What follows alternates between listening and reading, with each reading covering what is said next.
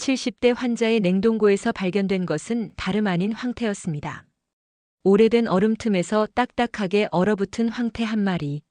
처음엔 그저 흔한 식재료로 보였지만 자세히 들여다보면 이 안에는 중장년 건강의 열쇠가 숨어 있었습니다.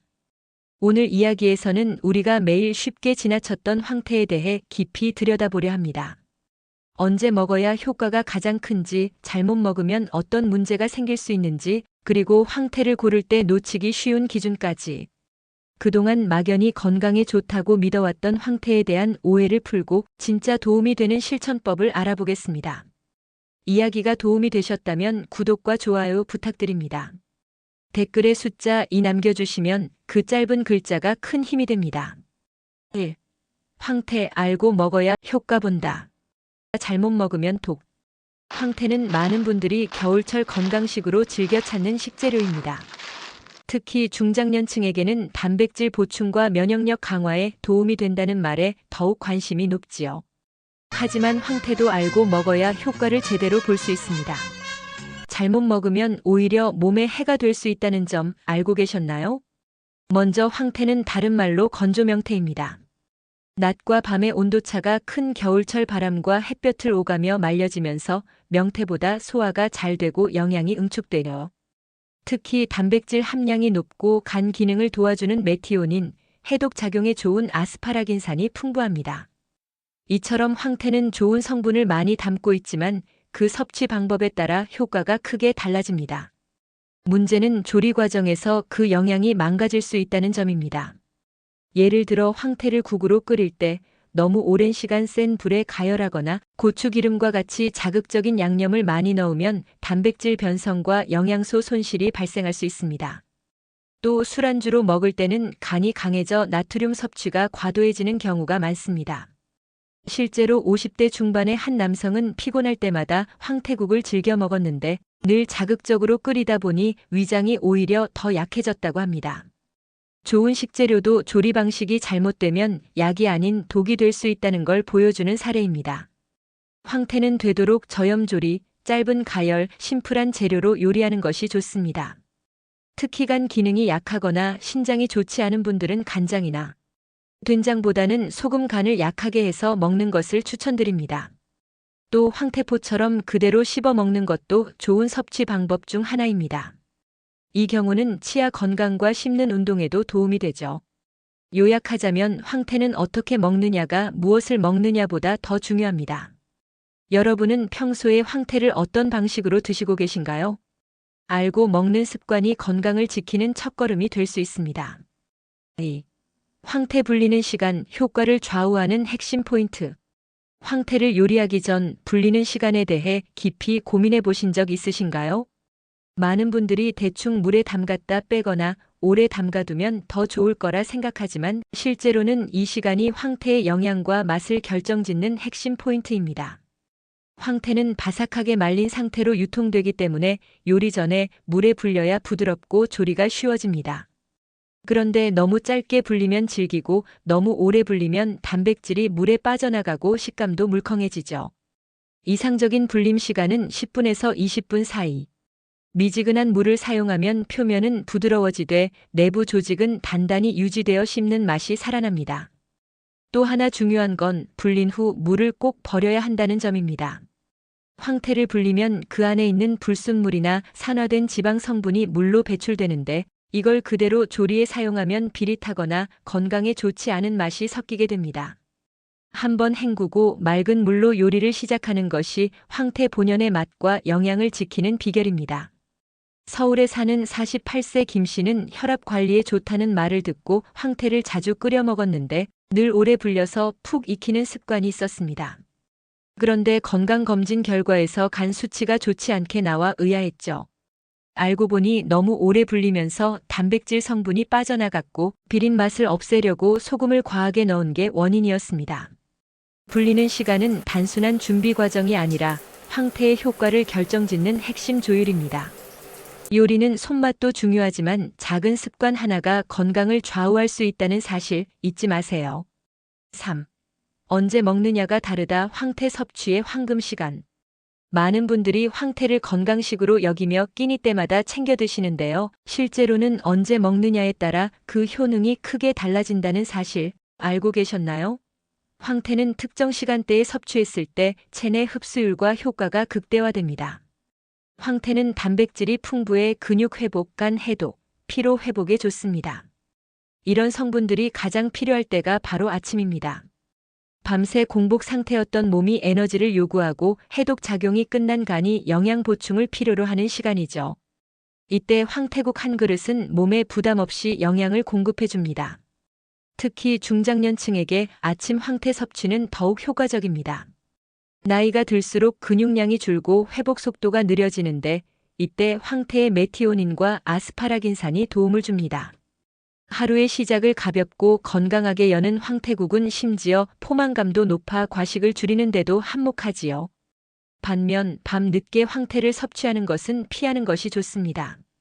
단백질은 소화에 시간이 걸리기 때문에 잠자기 직전 섭취하면 위에 부담을 주고 수면의 질이 떨어질 수 있습니다. 또한 국물에 나트륨이 많을 경우 부종을 유발할 수도 있죠. 경기도에 거주하는 55세 주부 박 여사님은 수면장애가 심했는데 밤마다 황태국을 야식으로 즐긴다는 습관이 원인이었습니다. 섭취 시간을 아침으로 바꾸고 난 뒤 몸이 가볍고 잠도 훨씬 잘 온다고 이야기했죠. 결국 황태의 진짜 효과는 언제 먹느냐에 달려 있습니다. 여러분은 어떤 시간대에 황태를 드시고 계신가요? 하루의 리듬에 맞춘 식습관이야말로 건강한 삶을 여는 지혜입니다. 4. 잘 자야 근육 생긴다. 수면과 근육의 숨은 연결고리. 근육은 헬스장에서 만들어지는 게 아니라 잠자면서 만들어진다. 이 말 들어보신 적 있으신가요? 의외일 수 있지만 우리 몸의 근육은 운동보다 수면에서 더 크게 영향을 받습니다.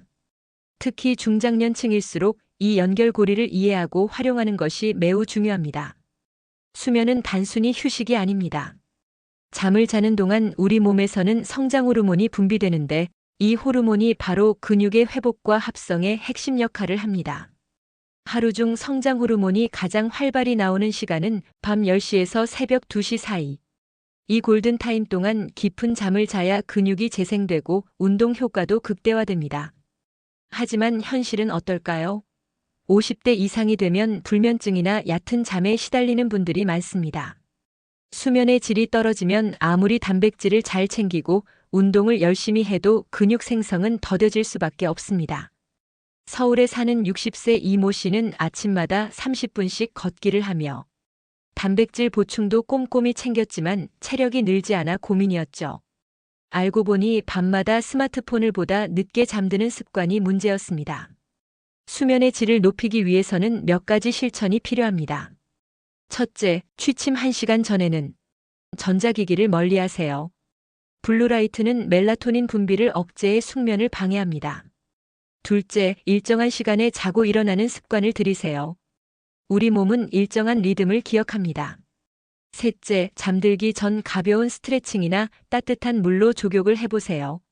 몸이 이완되면서 자연스럽게 잠이 찾아옵니다. 수면은 근육뿐만 아니라 전반적인 신체 기능 회복에 필수입니다. 특히 면역력과 심장 건강, 인지 기능까지 영향을 주기에 단순한 휴식 이상의 역할을 하죠. 하루하루 쌓이는 수면 부족은 결국 건강 전체를 흔들 수 있습니다. 운동도 좋고 단백질 섭취도 중요하지만 그 모든 노력을 잠이 완성해 줍니다. 여러분은 요즘 잘 자고 계신가요? 내 몸을 회복시키는 가장 자연스러운 방법, 숙면의 힘을 믿어보세요. 5. 물이 없으면 영양도 못 간다. 하루 2리터의 비밀. 우리는 흔히 물을 많이 마셔야 한다는 말을 듣지만 그 중요성을 깊이 체감하진 못합니다. 그러나 물은 단순한 해가룡이 아니라 우리 몸속 영양소의 운반자 역할을 한다는 사실 알고 계셨나요? 음식을 통해 섭취한 단백질, 비타민, 미네랄 같은 영양소들은 결국 혈액을 타고 각 세포로 이동합니다. 그런데 이 혈액의 주성분이 바로 물입니다. 물이 충분하지 않으면 아무리 좋은 음식을 먹어도 그 성분이 몸속 곳곳으로 퍼지지 못합니다. 마치 좋은 약을 먹고도 택배기사가 없는 것과 같은 상황이죠. 우리 몸의 하루 수분 소모량은 약 2.5리터. 그중 일부는 음식에서 얻지만 최소 1.5에서 2리터는 직접 물로 보충해야 합니다. 나이가 들수록 갈증을 잘 느끼지 않게 되기 때문에 의식적으로 물을 챙기는 습관이 중요합니다. 특히 아침 기상 직후에 물 한 잔은 밤새 응고된 혈액을 풀어주고 장을 자극해 하루 순환을 돕는 데 효과적입니다. 대구에서 자영업을 하는 62세 이모 씨는 건강을 위해 영양제를 5가지나 챙겼지만 물을 거의 마시지 않는 습관 탓에 늘 피곤하고 속이 더부룩했다고 합니다. 결국 병원에서 만성 탈수 진단을 받고 나서야 물 마시기의 중요성을 깨달았죠. 그렇다면 물을 어떻게, 언제 마셔야 할까요? 식사 중보다는 식사 전후로 마시는 것이 좋습니다. 식사 도중 과도한 물 섭취는 위산을 희석시켜 소화를 방해할 수 있기 때문입니다. 또한 너무 차갑거나 단 음료보다는 상온의 맹물이 가장 이상적입니다. 물병을 항상 곁에 두고 조금씩 자주 마시는 습관을 들여보세요. 영양을 채우는 것도 중요하지만 그것을 운반해주는 물의 역할을 간과해서는 안 됩니다. 물은 가장 값싸고도 가장 효과적인 건강 습관입니다. 여러분은 오늘 물을 충분히 드셨나요? 6. 황태 고르는 법색, 냄새, 촉감, 원산지 완전 정복. 건강을 위해 황태를 먹기로 결심했더라도 잘못 고르면 그 효과는 반감될 수 있습니다. 황태는 품질 차이가 큰 식재료 중 하나이기에 제대로 고르는 눈을 갖는 것이 무엇보다 중요합니다. 그렇다면 좋은 황태는 어떻게 골라야 할까요? 우선 색입니다. 잘 말린 황태는 노르스름한 황금빛을 띠며 전체적으로 색이 균일해야 합니다. 지나치게 하얗거나 검게 변색된 부분이 있다면 보관 상태가 좋지 않았거나 산패가 진행된 것일 수 있습니다. 너무 하얀 황태는 표백 처리된 가능성도 있으니 주의가 필요합니다. 다음은 냄새입니다. 좋은 황태는 고소하면서도 담백한 향이 나야 합니다. 비린내나 산뜻하지 않은 냄새가 난다면 오래되었거나 건조 환경이 불량했을 가능성이 큽니다. 특히 플라스틱 냄새가 섞여 있다면 포장 상태가 좋지 않았던 경우가 많습니다. 촉감도 중요합니다. 겉은 바삭하지만 너무 쉽게 부서지지 않고 속은 어느 정도의 탄력이 느껴지는 것이 이상적입니다. 지나치게 부드럽거나 물컹한 질감은 습기에 노출된 흔적일 수 있습니다. 또한 가루가 지나치게 많이 묻어 있다면 보관 상태나 위생 문제가 있을 수 있습니다. 마지막으로 꼭 확인해야 할 것이 원산지입니다. 국내산 황태는 주로 강원도 인제나 평창 등에서 생산되며 겨울철 자연 건조 방식으로 건조된 것이 대부분입니다. 반면 수입산은 기계 건조 비율이 높고 건조 환경이 다르기 때문에 맛과 식감에서 차이가 납니다. 가급적이면 국내산 자연 건조, 최근 생산일자가 표시된 제품을 선택하는 것이 안전합니다. 경기도의 58세 정 여사님은 처음엔 가격만 보고 싼 황태를 구매했지만 끓여보니 국물에서 텁텁한 맛이 나고 냄새도 좋아지지 않아 결국 버렸다고 합니다. 그 뒤로는 원산지와 색, 냄새, 촉감을 꼼꼼히 따져가며 고른다고 하시죠. 황태는 고르는 순간부터 건강이 시작됩니다. 좋은 재료는 정성을 알아보고 그 정성은 다시 몸으로 돌아옵니다. 여러분은 황태를 어떤 기준으로 고르시나요? 7. 잘못된 황태로 건강 잃은 사례들. 황태는 몸에 좋다는 말에 이끌려 많이 드시지만 제대로 관리되지 않은 황태나 잘못된 섭취 습관은 오히려 건강에 해가 될 수 있습니다. 몸에 좋다는 믿음만으로 무조건적인 섭취는 경계해야 할 부분입니다. 예를 들어 54세 박모 씨는 황태가 간에 좋다는 이야기를 듣고 하루 한 끼는 반드시 황태국을 챙겨 먹었습니다. 문제는 조리 방식이었습니다. 진한 국물을 좋아해 매번 소금과 다시다를 듬뿍 넣고 고추기름까지 첨가해 얼큰하게 끓였죠. 처음에는 속이 풀리는 느낌이 들었지만 시간이 지날수록 소화가 더뎌지고 위험 증상이 나타났습니다.